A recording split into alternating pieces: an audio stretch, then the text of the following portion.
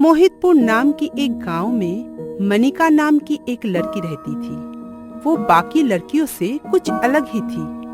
वो किसी भी तरह जुगाड़ करके हर कामों को पूरा कर ही लेती थी। उसकी माँ को अगर कोई भी चीज की जरूरत हो और वो चीज उनके घर में ना हो तो वो कैसे भी करके उसको जुगाड़ करके देती थी। बेटी मनिका, देखना घर का दरवाजा टूट गया है। अब किसको बुलाए इसे ठीक करने? किसी को बुलाने की कोई जरूरत नहीं माँ, मैं कुछ जुगाड़ करती हूँ। फिर वो आसपास देखकर मोटा सा लकड़ी का टुकड़ा लाकर उसे काट कर किसी भी तरह दरवाजे को ठीक कर देती है।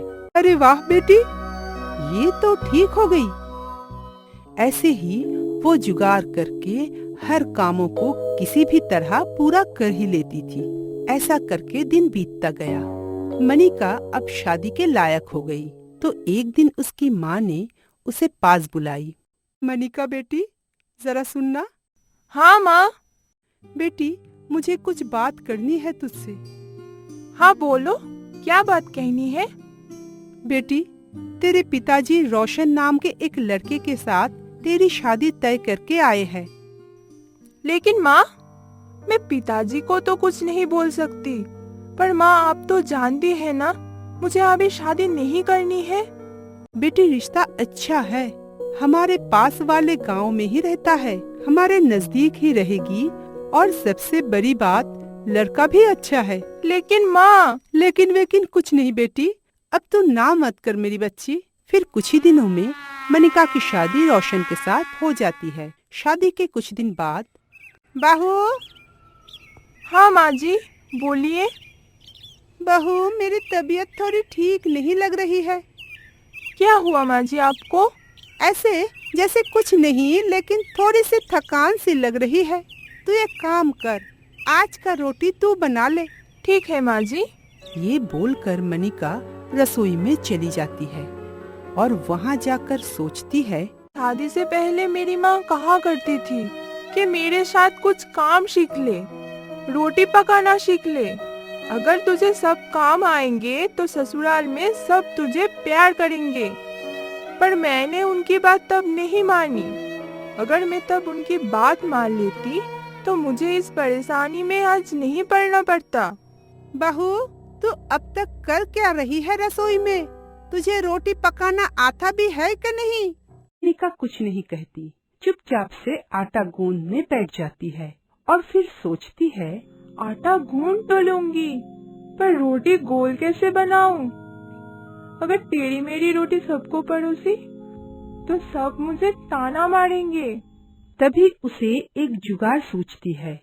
आइडिया, मैं एक काम करती हूँ। ये बोलकर मनिका पहले टेढ़ी मेढ़ी रोटी बेलती है, फिर उन सब रोटियों को एक गोल थाली के मदद से एक ही साइज का गोल गोल काट लेती है और सब लोग उसकी बनाई हुई रोटी खाकर बोलते हैं, अरे बहू, मुझे तो लगा था तुझे रोटी बनाना ही नहीं आता है, लेकिन बहू तूने तो मुझे चौंका ही दिया।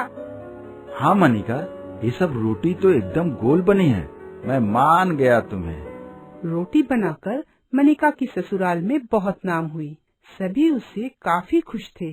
फिर एक दिन उनके घर में 4 मेहमान आते हैं।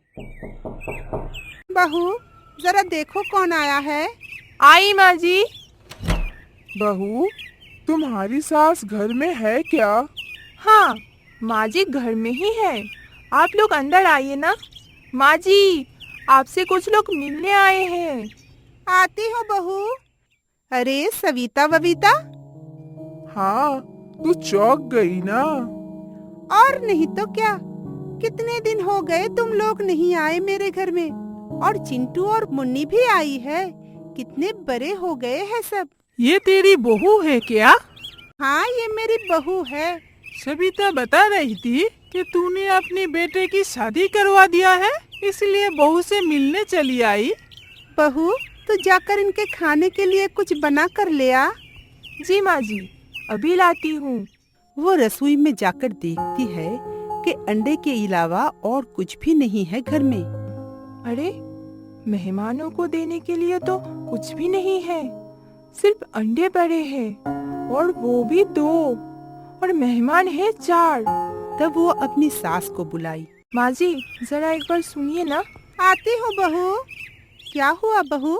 माँ जी चाय के साथ अंडे के अलावा और कुछ भी नहीं है और वो भी 2 ही अंडे हैं। फिर क्या होगा बहू? मेरी तो अपनी सहेलियों के सामने नाक कट जाएगी। तभी मनिका के दिमाग में एक जुगाड़ सूझी। मैं एक जुगाड़ लगाता हूँ। दोनों अंडों को एक साथ मिलाकर उसमें थोड़ा दूध डालकर अच्छे से फेंटकर 4 ऑमलेट बना देती हूँ। किसी को पता भी नहीं चलेगा। ऐसा हो सकता है? क्यों नहीं माँ जी, आप जाइए, मैं नाश्ता लेकर आती हूँ। जैसा सोचना वैसा काम। मेहमानों को भी कुछ पता नहीं चलता। ऐसे ही वो हर काम जुगाड़ करके करती है। उसकी सास देखती है कि वो कुछ न कुछ करके सब कुछ जुगाड़ कर लेती है। ये सब देखकर उसकी सास एक दिन बोलती है, बहू अपने जुगाड़ के चक्कर में तो कंजूसी तो मत कर। माँ जी ये सब जुगाड़ के मामले में आप कुछ ना ही बोले तो अच्छा है। आपको कुछ नहीं पता। मानिका के मन में अपने जुगाड़ को लेकर अहंकार आ जाती है। वो सोचती है, मेरे जैसे जुगाड़ू इस गांव में तो क्या आसपास के किसी भी गांव में नहीं है। मैं तो जुगाड़ की मदद से कुछ भी कर सकती हूँ। फिर एक दिन घर की इलेक्ट्रिसिटी में प्रॉब्लम होती है। अरे ये इलेक्ट्रिसिटी को क्या हुआ? पंखा क्यों नहीं चल रहा है? शायद पंखा खराब हो गई है। नहीं मनिका, मैंने लाइट भी जलाकर देखा, लाइट भी नहीं जल रही है। ठीक है मैं देखती हूँ। कोई जरूरत नहीं है, मैं इलेक्ट्रिक मैकेनिक को बुला कर लाता हूँ, वो आकर ठीक कर देगा। हाँ बहू, हर चीज में जुगाड़ ठीक नहीं है, खास करके इस मामले में। बेटा तो बाहर जाते वक्त मैकेनिक को बोल कर जाना। ठीक है माँ। मानिका तब कुछ नहीं बोलती, पर मन ही मन सोचती है, खामोखा पैसों को बर्बाद करना चाहते हैं ये लोग, पर मेरे रहते ये मैं होने नहीं दूंगी। एक बार आने तो दो मैकेनिक को।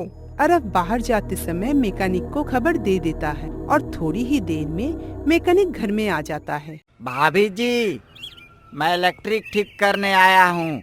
कोई जरूरत नहीं है ठीक करने की, मैं खुद ही ठीक कर लूंगी। लेकिन मुझे अरब भाई साहब बोल कर गए थे। हाँ तो क्या हुआ, अब मैं मना कर रही हूँ, अब जा सकते हैं। बहू मैं फिर से कहती हूँ, इतना रिस्क मत ले, जिसका काम है उसी को करने दे। लेकिन मनिका जुगाड़ करके उसे ठीक कर ही देती है। देखा माँ जी, मैंने कहा था ना मैं कर दूंगी। अब चलिए बाजार चलते हैं।